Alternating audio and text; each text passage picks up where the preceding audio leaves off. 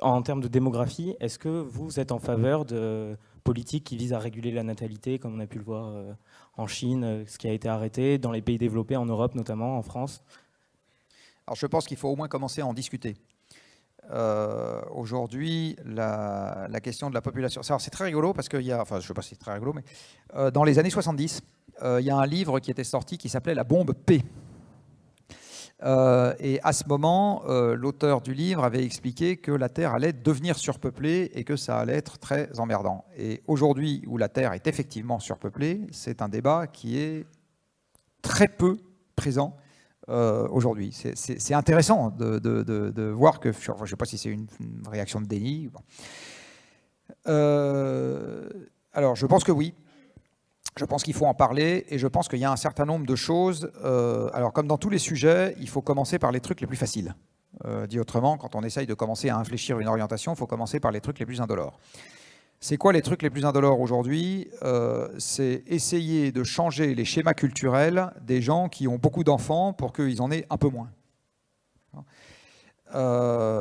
Vous avez beaucoup de pays dans lesquels les femmes ont beaucoup d'enfants, qui sont des pays en fait qui ont accédé très vite à des techniques modernes d'adduction d'eau, d'épuration, de satiété alimentaire, etc.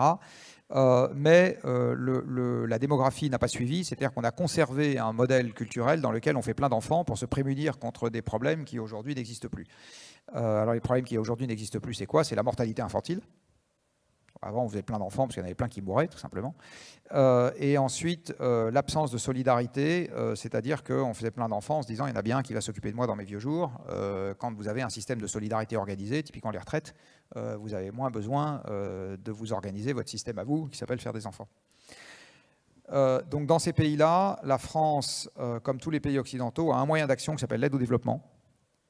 Et l'ancien chef économiste de l'AFD, de l'Agence française de développement, donc qui est la banque de développement bilatérale de la France, qui s'appelle Gaël Giraud, et qui est prêtre jésuite, vous allez apprécier ce qui va suivre, avait dit, et je suis assez d'accord avec lui, la France ne devrait faire que 3 choses dans son aide au développement. Elle ne devrait pas du tout aider les gens à avoir des panneaux solaires, des ponts, des routes, des aéroports, je ne sais pas quoi. On oublie tout ça, parce que de toute façon, tant que la démographie est galopante, ils vont tous vers la guerre, et nous aussi. On ne devrait faire que 3 choses au titre de l'aide au développement. On devrait faire de l'éducation et de l'empowerment, je ne sais pas comment on dit en français, des femmes. Voilà.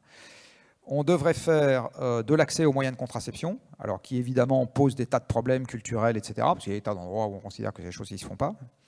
Et on devrait mettre en place des systèmes de solidarité qui vont au-delà de la maille familiale. Donc des systèmes de protection sociale divers et variés. Il dit on devrait faire que ça. On oublie les routes, les ponts, les machins, etc. On ne fait pas ça. On fait les 3. Donc on limite la démographie.